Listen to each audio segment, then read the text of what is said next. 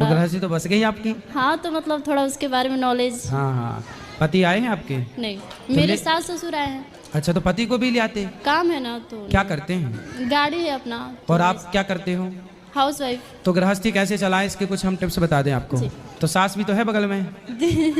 लेकिन सर बहुत अच्छी है। सास अच्छी है जी, तो आप दोनों की कुंडली मिल गई। हाँ।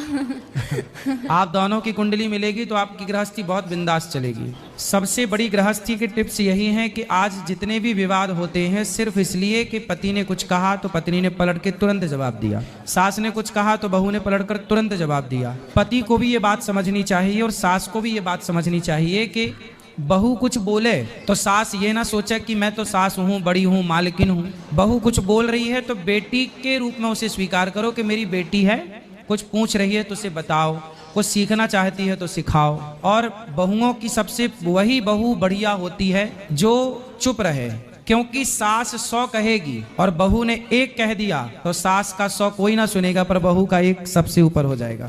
ये रीति है, ये रिवाज है, इसलिए एक मौका मत दो किसी को, कुछ भी मत बोलो। और वैसे आपकी सास बहुत अच्छी हैं, वैसे भी कुछ नहीं बोलेंगी। सब कोई बहुत अच्छा है। मेरी भगवान करे ये बहुत अच्छे रहें सदा। शुरू में सब अच्छे रहते हैं।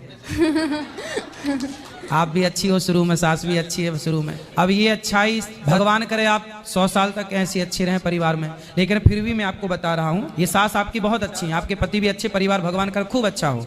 लेकिन फिर भी आपके लिए क्या हमने बोला, चुप रहना। कभी सास गुस्से में, कभी पति गुस्से में, भाई देवर कोई भी। क्या ससुराल पक्ष में ना हमारे भारत की जो मानसिकता है वो मैं बोल रहा हूँ। भारत की मानसिकता क्या है, पुरुष प्रधान देश है ये। यहाँ पर पुरुष थोड़ा एटीट्यूड में रहता है, उसको लगता है ये मेरी पत्नी है, उसे ये लगता है कि मैं जो चाहूं इसे बोल दूं पर ये मुझे कुछ ना बोले।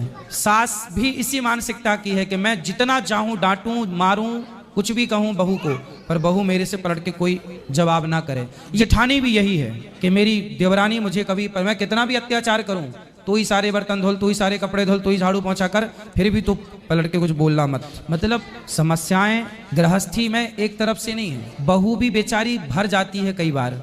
कितना बर्दाश्त करेगी, कितना सहेगी। किसी के घर में बहू 1 साल तक चुप रही, कोई उत्तर नहीं दिया किसी को, और 1 साल बाद बोलने लग गई, तो इसमें बहू की गलती नहीं है, ससुराल वालों की गलती है। उन्होंने इतना मजबूर किया कि बहू ने अपने स्वभाव को बदल लिया, तब तक तुम्हारी सहेंगे। इसलिए ससुराल वालों को चाहिए कि वो अपनी बहू को बेटी की तरह प्यार करें, उसे मजबूर ना करें। मैं नहीं चाहता कि मैं किसी से लड़ूं, लेकिन जब मजबूर किया जाएगा तो फिर व्यक्ति कैसा भी हो उसे गुस्सा तो आते ही है, क्योंकि इंसान तो सास भी है, इंसान तो बहू भी है। तो मैं आपसे बस यही कहूँगा कि आप एक अच्छी बहू बनो,